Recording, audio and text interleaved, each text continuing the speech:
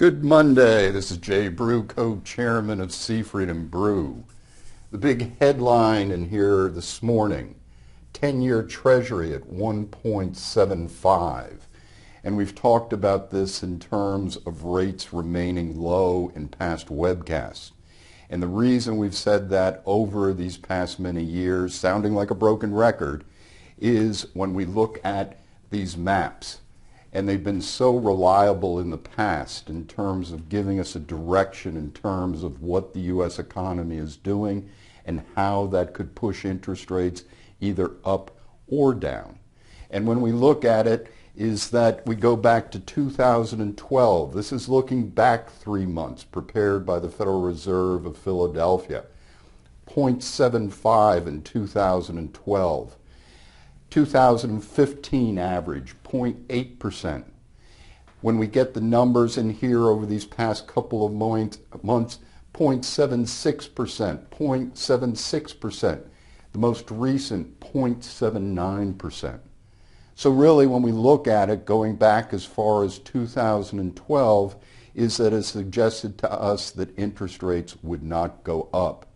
And the question is that on the Fed's mind, is that why did they do it last December? Especially when we look at this map, and what is starting to happen is you're starting to see pink and red and neutral states which indicate negative to flat growth.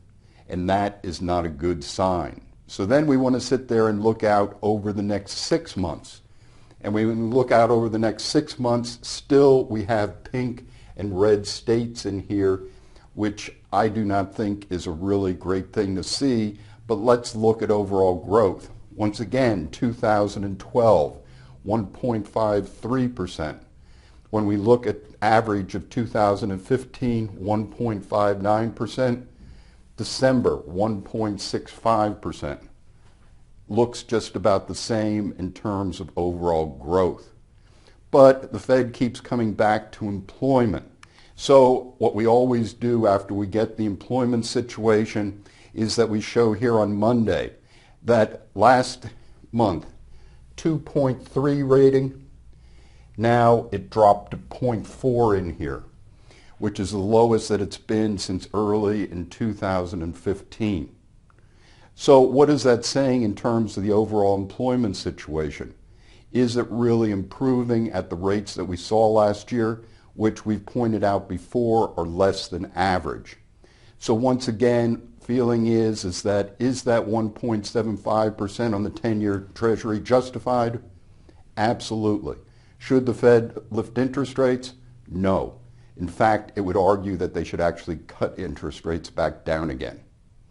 This is Jay Brew, co-chairman of Seafried and Brew. Have a great week.